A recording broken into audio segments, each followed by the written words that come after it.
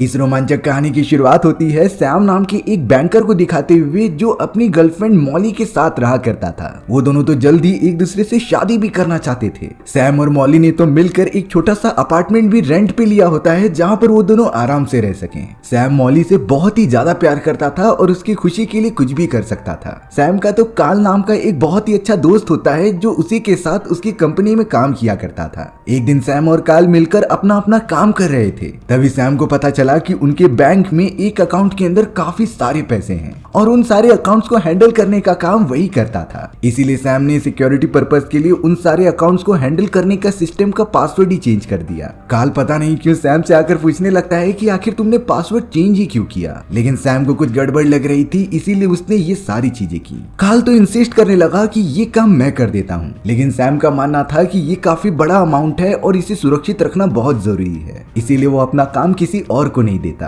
अब अपना काम खत्म करने के बाद सैम मॉली के साथ नाइट क्लब में जाता है काफी मजे करने के लिए। रास्ते में वो दोनों एक दूसरे को पकड़कर चल ही रहे थे, तभी अचानक एक चोर उनके ऊपर आकर हमला करने लगा। वो चोर सैम के पास मौजूद सारे के सारे पैसे छीनने की कोशिश कर रहा होता है, लेकिन सैम भी उसका डटकर मुकाबला कर रहा था। तभी अचानक उस चोर के पास जो गन मौजूद थी वो चल जाती है। चोर तो वहाँ से भागने लगा और सैम उसका पीछा भी कर रहा था, लेकिन कुछ दूर बाद उसने पीछा करना छोड़ दिया और सैम वापस मॉली की तरफ आ गया। लेकिन यहाँ उसकी आंखें खुली की खुली रह जाती हैं क्योंकि मॉली के हाथ में उसकी बॉडी मौजूद थी और सैम को तो गोली लगने की वजह से वो कब का मर चुका था। थोड़ी दूरी पर एक अजीब तरीके की रोशनी आने लगी जिसे कि सैम देखने लग जाता है। यहाँ पर सैम पूरी तरीके से समझ चुका था कि वो मर चुका है और ये उसकी स्पिरिट है और अब सैम ना ही किसी को दिखाई देगा और ना ही किसी को टच कर पाएगा। मॉली सैम की डेड बॉडी को लेकर हॉस्पिटल चली आती है उसका इलाज कराने के लिए। वहीं सैम की आत्मा भी हॉस्पिटल में पहुंच चुकी थी। सैम नहीं समझ पा रहा होता कि आखिर ये सारी चीजें उसी के साथ क्यों हो रही हैं। तभी अचानक सैम के सामने एक बूढ़ा आदमी आ गया जो उससे बातें कर रहा था। यानी कि ये पता चलता है कि ये बूढ़ा आदमी भी उसी की तरह मर चुका है और ये उसकी आत्मा है। वो बूढ़ा आदमी तो सैम को एक दूसरे पेशेंट की तरफ दिखा रहा था जिसकी ऑपरेशन हो रही होती है। बूढ़े आदमी ने पहले ही कह दिया कि ये बच नहीं पाएगा, जिसकी थोड़ी ही देर बाद ऊपर से एक रोशनी आती है और उस ऑपरेशन हो रहे आदमी के बॉडी से उसकी आत्मा लेकर चली जाती है। बूढ़े आदमी ने कहा कि अच्छा हुआ इसकी आत्मा को कोई शैतान नहीं लेने आया, यानी कि अब सैम भी पूरी तरीके से एक आत्मा बन चुका है और वो किसी को नहीं दिखाई देगा। मॉली और उसके सारे लोग सैम के मरने के बाद उसका फ्यूनरल कर लेते हैं। मॉली तो सैम के जाने के बाद बहुत ही ज्यादा अकेली हो गई थी। वो समझ नहीं पाती कि आखिर उसके साथ ऐसा क्यों हुआ। सैम जो कि एक आत्मा बन चुका था वो साइड में ही खड़ा था और मॉली को चिल्ला चिल्ला कर बोल रहा होता है कि मैं यहीं पर हूँ। पर अफसोस की बात थी कि ना ही उसे कोई सुन सकता है और ना ही देख सकता है। लेकिन मॉली की एक छोटी कैट पता नहीं कैसे सैम को देख पा रही थी, क्योंकि जानवरों के अंदर आत्माओं को महसूस करने की एबिलिटीज होती है। अब थोड़ी देर बाद अचानक सैम के घर पर उसका बहुत ही प्यारा दोस्त काल आ जाता है। काल यहाँ पर मॉली से कह रहा था कि मुझे सैम की कुछ इंपॉर्टेंट फाइल्स चाहिए जो उसकी कंपनी में बहुत ही ज्यादा जरूरत है। हालांकि वो सामान लेकर जाता रहता है, लेकिन मॉली ने एक एक्स्ट्रा सामान उससे ले लिया जो सैम हमेशा अपने पास ही रखता था। अब काल ने मॉली का उदास हुआ चेहरा देखकर उससे पूछ लिया कि क्या तुम मेरे साथ बाहर डिनर पर चलोगी कि नहीं। हालांकि शुरुआत में मॉली बहुत ही ज्यादा अकेला फील कर रही होती है, इसीलिए उसने मना कर दिया, लेकिन बहुत बार इंसिस्ट करने के बाद मॉली काल के साथ जाने के लिए मान जाती है। सैम थोड़ा सा जेलस फील कर रहा था और वो रोकने की भी कोशिश करता है, लेकिन वो पूरी तरीके से मजबूर था। लेकिन कुछ ही घंटे बीतने के बाद दरवाजा अपने आप ही ओपन होता है, जहाँ सैम ने देखा कि ये तो वही चोर है जिसने की उसकी जान ली थी। यानी कि वो ढूंढते हुए हमारी जगह पर आ गया और चोरी करने के लिए अंदर घुसने लगा। सैम की आत्मा उस चोर को रोकने की बहुत कोशिश कर रही थी, पर ये पूरी तरीके से बेकार था। सैम तो उस चोर को टच भी नहीं कर पा रहा होता है और अब वो चोर सैम के घर में कुछ इंपॉर्टेंट चीज ढूंढने लगा। अब थोड़ी देर में वहाँ मॉली वापस आ जाती है, जिसे कि सैम बताने की कोशिश कर रहा था कि वो चोर यहीं पर है और अगर तुमने सावधानी नहीं बरती तो वो तुम पर हमला भी कर सकता था। लेकिन मॉली सैम को कहाँ देख पा रही थी। वो तो कमरे में चली जाती है अपने कपड़े बदलने के लिए। चोर लगातार मॉली के ऊपर नजर रख रहा था और अब उसकी नीयत बदलने लगी थी। वो तो मॉली के साथ जबरदस्ती करने के लिए आगे बढ़ता ही है। तभी सैम ने उस बिल्ली को डरा दिया, जिससे कि वो डायरेक्टली चोर के ऊपर चली गई। चोर के मुंह पर बहुत ही तेज हमला होने के कारण वो वहाँ से भागने लगता है। सैम भी लगातार उस चोर का पूरी तरीके से पीछा कर रहा था, क्योंकि उसे पता करना होता है कि आखिर ये हमारे घर में क्यों आया है। भागते भागते वो दोनों एक मेट्रो स्टेशन में पहुंच जाते हैं। सैम तो लगातार उस चोर का पीछा करते जा रहा था। तभी अचानक मेट्रो के अंदर एक और आत्मा आ जाती है, जिसने कि सैम के ऊपर हमला कर दिया था। दरअसल वो आत्मा कह रही थी कि ये इलाका मेरा है और तुम यहाँ से चले जाओ। सैम वहाँ से दूर तो चला जाता है, लेकिन उसने देखा कि ये आत्मा मिरर को भी तोड़ पा रही है और वहीं सैम जिस भी चीज से टकराता वो उसके आर पार हो जाता। आखिर यह आत्मा उससे अलग कैसे है? पर अब इन सारी चीजों को छोड़कर वो सिर्फ उस चोर का पीछा कर रहा था। वो चोर अब अपने घर में आ जाता है और किसी को कॉल लगाकर कहता है कि मैं वो चीज नहीं लेकर आ पाया, वहाँ पर वो लेडी आ गई थी, लेकिन मैं 2 दिन के अंदर वो काम कर दूंगा। अब यहाँ पर सैम बहुत ही ज्यादा टेंशन में आ गया कि वो मॉली को किस तरीके से बचाए, क्योंकि इस चोर की नीयत मॉली के प्रति खराब होती जा रही थी और शायद ही उसकी जान भी ले ले। पर सैम आखिरकार अपनी प्रॉब्लम किसको बताए? कोई भी ना ही उसे देख सकता है और ना ही सुन सकता है। अब सैम जब रास्ते पे जा रहा था तो उसे एक शॉप दिखाई देती है जो कि एक स्पिरिचुअल एडवाइजर की थी। इस शॉप के अंदर ओडा नाम की एक लेडी काम करती है जिसका ये दावा था कि वो इंसानों के मरे हुए रिश्तेदारों से बात करती है, यानी कि वो लिटरली आत्माओं से बात करती थी। लेकिन ये सारी चीजें पूरी तरीके से गलत होती हैं। ये सारी एबिलिटीज ओडा की माँ और उसकी माँ के पास मौजूद थी, पर ओडा तो लोगों को बेवकूफ बनाकर पैसे कमाती। सैम भी इन सारी चीजों को देखकर बहुत ही ज्यादा हंस रहा होता है और अपनी बात कह रहा होता है, लेकिन अचानक ओडा को सैम की आवाजें सुनाई देने लगी और वो एकदम से डर गई। सैम भी ये बात नोटिस कर लेता है कि आखिर कोई तो मिला जो उसकी बातें सुन सकता है। सैम ने तो अब ओडा को कहना स्टार्ट कर दिया था कि प्लीज तुम मेरी मदद करो, नहीं तो वो चोर मेरी मॉली को भी मार देगा। भले ही ओडा के पूर्वजों के अंदर आत्माओं से बात करने की एबिलिटीज थी, लेकिन ये सारी चीजें ओडा के लिए काफी ज्यादा नई होती हैं, इसीलिए वो किसी भी आत्मा के काम को पूरा करने में बहुत ही ज्यादा डर रही थी। उसने तो सैम को मना कर दिया था कि वो उसकी कोई मदद नहीं कर सकती, लेकिन सैम जिसे कोई देख तो नहीं सकता था, लेकिन ओडा उसकी आवाज सुन सकती थी। वो लगातार ओडा के चारों तरफ चिल्लाने लगता है। सैम तो ओडा को सोने तक भी नहीं देता था और अब इतने समय बाद जाकर ओडा ने डिसीजन लिया कि वो सैम की मदद करेगी। ओडा अब मॉली को कॉल करके उसे सैम के बारे में सब कुछ बता देती है कि सैम की आत्मा अभी भी मेरे साथ है, लेकिन मॉली तो कह रही थी कि सैम तो मर चुका है, आखिर वो वापस कैसे आ गया? जब ओडा मॉली को आत्मा के बारे में बताती है तो मॉली उसके ऊपर विश्वास नहीं कर रही थी, क्योंकि उसे भरोसा था कि स्पिरिट जैसी कोई चीज नहीं होती। लेकिन सैम ओडा से कहता है कि हमें मॉली को बचाना होगा, नहीं तो वो चोर उसकी भी जान ले सकता था। वो दोनों अब मॉली के घर के सामने चले जाते हैं और ओडा उसे वो सारी बातें बता रही थी जो कि सैम और मॉली को ही पता होती हैं, यानी कि उनकी पर्सनल बातें।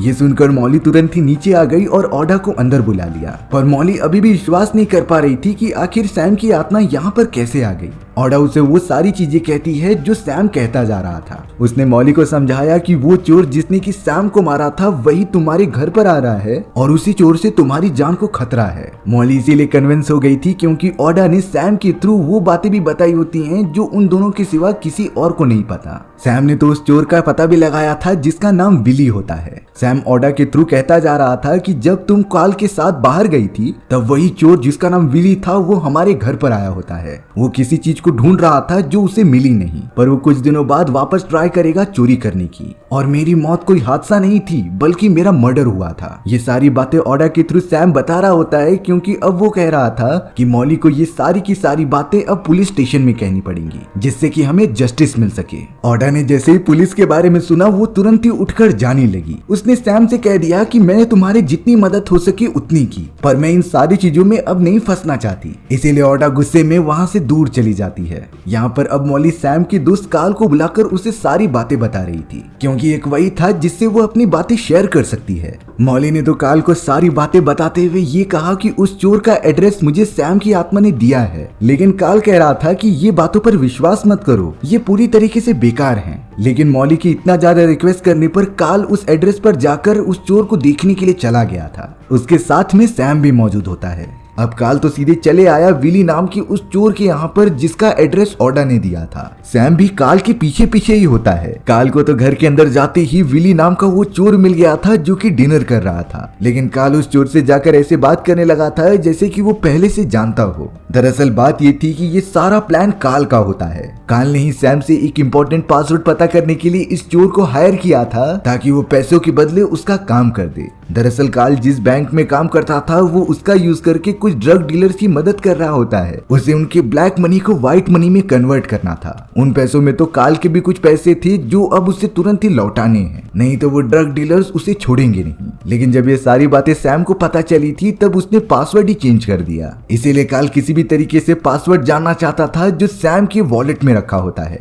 और उसने फिर विली नाम की इस चोर को सैम के पास भेज दिया था पासवर्ड लेने के लिए। पर गलती से गोली चलने की वजह से सैम की मौत हो गई। काल को पता है कि वो पासवर्ड अभी भी अभी सैम के घर में है जहाँ पर मॉली रहा करती थी। इसीलिए उसने विली नाम के चोर को मॉली के घर पर भेजा ताकि वो पासवर्ड लेकर आ जाए, और ऐसा उसे करना ही पड़ेगा, नहीं तो वो ड्रग डीलर्स उसे खत्म कर देंगे। सैम वहीं पर मौजूद था जिससे कि काफी ज्यादा गुस्सा आ रहा होता है क्योंकि उसके सबसे अच्छे दोस्त ने उसे धोखा दिया। हालांकि वो काल को मारने की बहुत ज्यादा कोशिश कर रहा था लेकिन इसका कुछ फायदा नहीं होता। वहीं दूसरी तरफ अब हमें मॉली को दिखाया जाता है जो पुलिस वालों को सारी बातें बता रही थी, लेकिन पुलिस वाले किसी भी स्पिरिट या फिर घोस्ट पर भरोसा नहीं करते। उन्हें सारी चीजें समझने के लिए सबूत की जरूरत पड़ेगी जो कि मॉली के पास नहीं थी। मॉली तो ओडा और उस चोर के बारे में सारी बातें बताती है, लेकिन पुलिस वालों की पूरी टीम को मॉली और ओडा की बातों पर भरोसा ही नहीं हो रहा था। मॉली ने तो ये शेयर कर दिया था कि जो बातें सिर्फ मुझे और सैम को पता थी, ओडा ने तो आत्मा से बात करके वो सारी बातें तक बताई हैं। तभी एक मेल पुलिस ऑफिसर सारी इन्वेस्टिगेशन करता है और फिर एक फाइल निकालता है। उसने बताया कि हमारे पास ओडा के खिलाफ बहुत सारे केसेस दर्ज हैं। वहीं विली नाम के जिस चोर के बारे में मॉली बात कर रही थी उसके खिलाफ कुछ भी नहीं था। ओडा तो इलीगल केसेस में बहुत बार जेल आ चुकी है, इसीलिए वो मॉली की बातों पर अब और भी ज्यादा भरोसा ही नहीं करते। अब हमें यहाँ पर काल दिखाया जाता है जिसके पास सैम के घर की चाबी मौजूद थी। वो तुरंत ही अंदर घुसकर पासवर्ड को ढूंढने लगा जो सैम के पास मौजूद था। कुछ ही देर के अंदर अंदर उसे वो पासवर्ड मिल भी गया।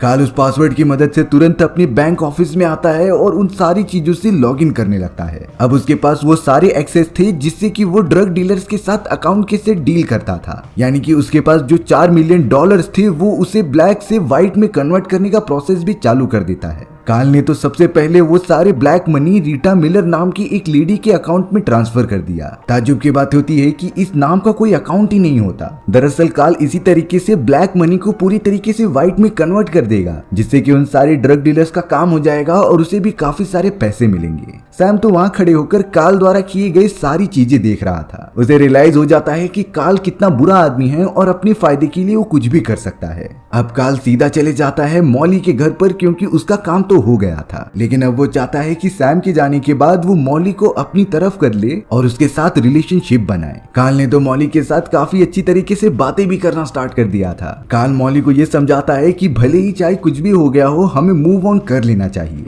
इन बातों में मॉली भी कहीं न कहीं फंसते जा रही थी और वो दोनों काफी ज्यादा क्लोज आने लग जाते हैं। सैम ये चीजें बिल्कुल भी देख नहीं पा रहा था, इसीलिए वो उनके ऊपर कूद जाता है, बट इसका कुछ फायदा नहीं होता क्योंकि वो तो उनकी बॉडी के आर पार हो जा रहा था। लेकिन जैसे ही वो दोनों किस करने जाते, सैम के हाथ से एक फोटो फ्रेम नीचे गिर जाती है। ये फोटो तो मॉली और सैम की थी जो बहुत पुरानी होती है। मॉली ने जब उस फोटो फ्रेम को देखा तब उसे सैम की याद आने लगी और वो काल को अपने से दूर हटा लेती है और कहती है कि हम ये नहीं कर सकते, मैं अभी भी सैम से ही प्यार करती हूँ। सैम यहाँ पर नहीं समझ पा रहा था कि आखिर वो फोटो फ्रेम कैसे गिरा पाया क्योंकि वो तो एक घोस्ट है और वो किसी चीज को भी टच नहीं कर सकता। तभी उसे याद आता है वो आदमी जो कि मेट्रो स्टेशन में मिला था और वो एक मिरर को तोड़ पा रहा था। इसीलिए अब सैम तुरंत ही उस मेट्रो के अंदर चला जाता है दूसरे आदमी के पास। सैम तो उस स्पिरिट से पूछने लगा कि आखिर तुम किस तरीके से चीजों को टच कर सकते हो, क्या तुम मुझे भी इन सारी चीजों के बारे में सिखाओगे। उस दूसरे आदमी की आत्मा काफी अच्छी होती है, इसीलिए उसने सैम को सिखाना भी स्टार्ट कर दिया।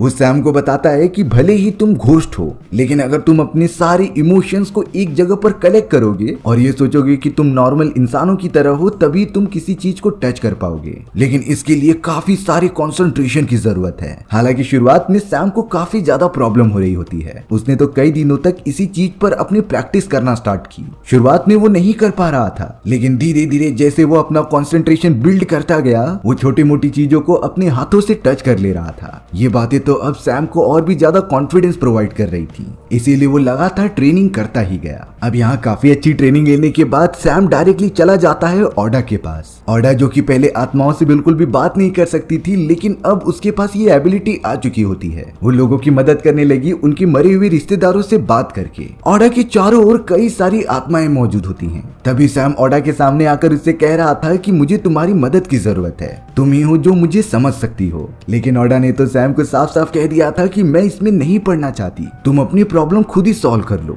ओडा ने मौजूद सारे घोस्ट को वहां से जाने के लिए कह दिया। थोड़ी देर बाद ही ओडा के शॉप में कोई आदमी आता है। ये और कोई नहीं बल्कि वही चोर विली था, जिसे कि सैम ने ओडा को जान से मारने के लिए भेजा होता है। विली ने तुरंत ही अपनी गन निकाली और चारों तरफ फायर करने लगा। सैम ओडा की मदद करते हुए उससे कहता है कि तुम रूम के अंदर चले जाओ। ओडा तुरंत ही अपनी जान बचाते हुए सैम की बात मानकर एक दूसरे कमरे में चली जाती है और खुद को बंद कर देती है। विली को मजबूरन अभी के लिए वहाँ से जाना पड़ा। थोड़ी देर बाद जब कंडीशन नॉर्मल हो गई तब सैम ऑडा से कहता है कि वो चोर तुम्हें मारने के लिए फिर से आएगा, इसीलिए मैंने जैसा प्लान बनाया है उस तरीके से चलोगी तो तुम्हारी जान बच सकती है। ऑडा अपनी इस कंडीशन के सामने मजबूर थी, इसीलिए उसे सैम की मदद करनी पड़ी। सैम ऑडा को तैयार करके अपने बैंक में लेकर चले जाता है, लेकिन अब उसने ऑडा का नाम चेंज करके रीटा मिलर नाम रख दिया होता है। उसने तो रीटा मिलर की एक फेक आइडेंटिटी भी बना ली थी। सैम ऑडा को लेकर बैंक के अंदर चला गया और ये कहा कि तुम जाकर वहाँ के कैशियर से बात करो और बताओ कि काल ने मेरा अकाउंट ऑनलाइन ही क्रिएट कर दिया था और अपने सिग्नेचर को वहाँ एंटर कर दो। ऑडा सेम टू सेम ऐसा ही करती है और उसके फेक आइडेंटिटी के बेसिस पर उसके सिग्नेचर भी हो चुके थे। यानी कि अब रीटा मिलर जो कि ऑडा थी वो अपने अकाउंट से किसी भी तरीके के ट्रांजेक्शन कर सकती है। चौंकाने वाली बात ये थी कि उसी के अकाउंट में काल ने $4 मिलियन ट्रांसफर किए थे। ऑडा तो अब कैशियर के पास जाकर कहती है कि मुझे अपना अकाउंट क्लोज करना है, इसीलिए मेरे अकाउंट में जितने भी पैसे मौजूद हैं उसका चेक बना कर दे दो। कैशियर ने भी जब इतना बड़ा अमाउंट देखा तब वो शॉक हो गया, लेकिन अब ऑडा जैसा चाहती थी वैसा तो करना ही पड़ेगा। बैंक वाले $4 मिलियन का चेक बनाकर उसे दे देते हैं, जिसके बाद वो सैम के साथ बाहर चली गई थी। ऑडा तो बहुत ज्यादा खुश हो रही थी कि उसके हाथ में $4 मिलियन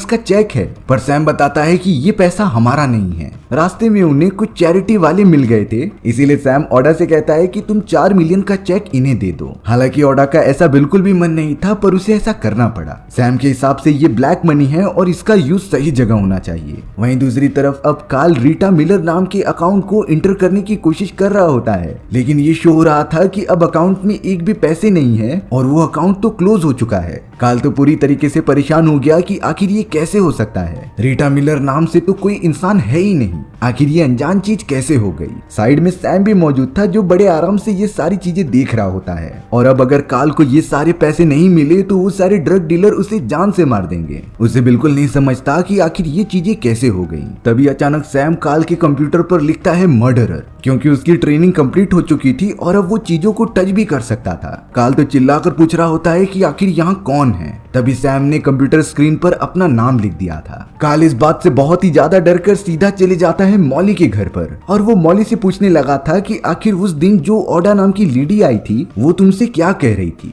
मॉली तो बताती है कि वो जो भी बातें कर रही थी वो पूरी तरीके से गलत है। उसने मुझे सैम की स्पिरिट के बारे में बताया कि वो इस दुनिया में आ चुकी है जो हमारे आसपास मौजूद है। मॉली ने तो सैम को ऑडा के बारे में भी बताया था कि उसका असली नाम ऑडा नहीं बल्कि रीटा मिलर है और वो कल ही बैंक आई थी जिसने कि अपना अकाउंट क्लोज कर दिया। काल ये सुनकर एकदम चौंक जाता है। उसे कहीं ना कहीं शक होने लगा कि रीटा मिलर और कोई नहीं बल्कि ऑडा ही है और उसके सारे पैसे ऑडा के पास ही मौजूद होंगे। इसीलिए अब काल को किसी भी तरीके से ऑडा के पास जाकर अपने पैसे लेने होंगे। काल ने तो कहा मेरे सर में दर्द हो रहा है और मुझे कुछ दवाई चाहिए। मॉली घर के अंदर कुछ मेडिसिन लाने चली जाती है, लेकिन यहाँ सैम काल को अपने होने का एहसास दिला रहा था और उसे थोड़ा डरा भी रहा था। काल समझ जाता है कि ये और कोई नहीं बल्कि सैम की आत्मा है जो उसे चारों तरफ से परेशान करने की कोशिश कर रही है। काल ने चाकू उठा लिया और सैम को डराते धमकाते हुए ये कहा कि अगर तुमने मेरा पीछा नहीं छोड़ा तो मैं मॉली को जान से मार दूंगा और इसके बाद तुम्हें भी खत्म कर दूंगा। लेकिन काल को क्या पता था कि सैम अब पहले जैसा नहीं रहा। उसने अपनी ट्रेनिंग कंप्लीट की है, इसीलिए वो सारी चीजों को छू सकता है जिसे कि इंसान छू सकते हैं। काल सैम को धमकी देकर तुरंत ही वहां से भागने लगा।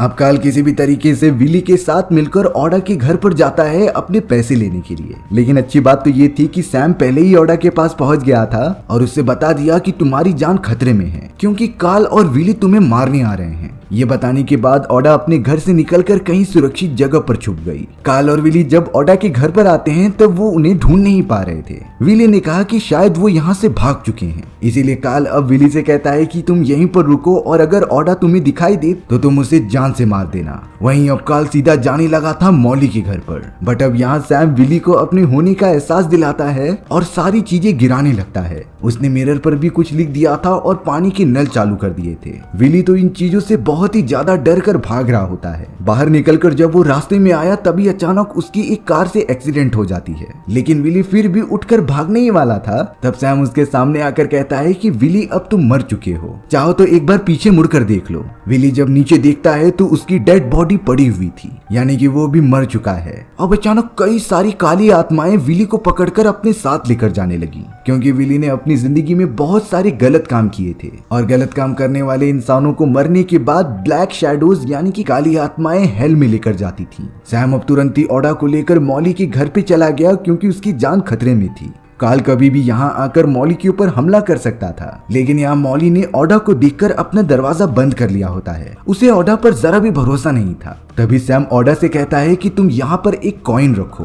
वहाँ कॉइन आते ही सैम उस कॉइन को हवा में उठाते हुए मॉली के हाथ पर रख देता है। ये देखकर मॉली को विश्वास हो गया था कि सैम की आत्मा सच में मौजूद है, इसीलिए अब मॉली ओडा को घर के अंदर आने की इजाजत दे देती है। उसे अब सारी बातों पर भरोसा भी हो चुका था। यहाँ पर ओडा सैम की आत्मा से कहती है कि अगर तुम चाहो तो मेरी बॉडी को काबू में कर सकते हो, जिससे कि तुम अपनी बातें मॉली के सामने रख पाओगे। सैम ऐसा ही करता है और ओडा की बॉडी में चले जाता है, जिससे कि दोनों की आत्माएं कंबाइन हो गई थी और अब सैम की आत्मा जो ओडा के बॉडी में थी वो मॉली के साथ प्यार भरी बातें करने लग जाती है और उसे एहसास दिलाती है कि ये सैम ही है। मॉली भी बहुत ही ज्यादा भावुक हो उठी थी, लेकिन अब अचानक दरवाजे के बाहर काल आ चुका था जो अंदर घुसने की कोशिश कर रहा होता है। सैम जो ओडा की बॉडी में था वो मॉली को लेकर एक दूसरे रास्ते से दूर भागने लगा, क्योंकि काल पूरी तरीके से पागल हो चुका है और वो मॉली को चोट पहुंचा सकता था। लेकिन यहाँ पर काल जिसके हाथ में गन मौजूद थी उसने तुरंत ही भागते हुए मॉली को पकड़ लिया था। सैम भी अब ओडा की बॉडी से बाहर निकल जाता है और इनविजिबल होने के कारण उसने सबसे पहले मॉली को बचाया और काल से उसकी गन ले ली।